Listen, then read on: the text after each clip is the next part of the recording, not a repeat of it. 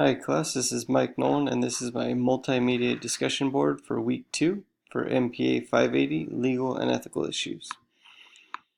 In this PowerPoint presentation, we're going to discuss ethics theories such as Thomas Aquinas' natural law, Immanuel Kant's categorical imperatives, Jeremy Bentham and John Stuart Mill's utilitarianism, and Thomas Hobbes' contractarianism.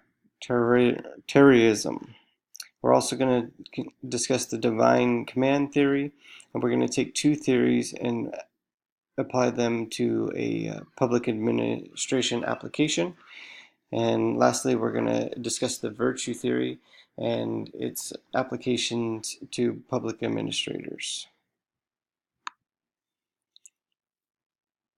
So in Thomas Aquinas' natural law, it's a premise based on God, and that these natural laws were issued by God. It's also founded on the 7 basic goods that are inherently, we're born with these goods according to Aquinas, and that's life, reproduction, education, offspring, to seek God and to live in society, and to avoid offending and shunning ignorance. Based on this premises, it focuses on the actions and not the consequences.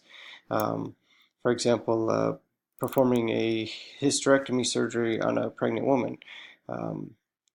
It's according to natural law, it would be wrong to kill the child. However, the intent was to save the mother's life, and therefore, under natural law, the action and not the consequence would be focused.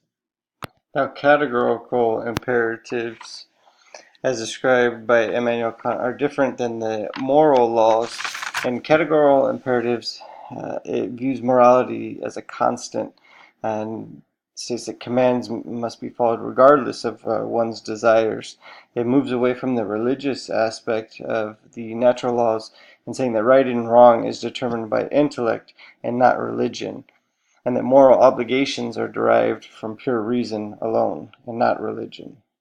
In utilitarianism, it's also different from natural law, and where action and not consequences are the issue. With utilitarianism, it places a focus on a moral theory with the greatest number of good, with the greatest good serving the greatest number, and intentions are irrelevant, which is unlike the natural laws theory.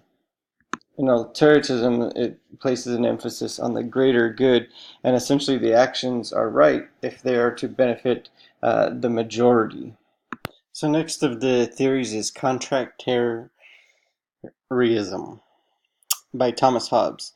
In contractarianism, it argues that the key to saving the world is an actual contract, and that morality, as previously argued, is not primitive or natural, and that it's a shared, free, rational agreement that we engage, whether implied or not, a contract with one another as to how we will engage in issues concerning morality. And then the divine command theory, which is the most primitive of all the moral theories that we've discussed. It simply put, it's the belief that what is moral or immoral is commanded by the divine, aka God. Now, the two theories that I selected to show their application to public administration is utilitarianism and categorical imperatives. As you can see the picture there to the left, yeah, if you can go ahead and stop coming in on Fridays, that'd be great.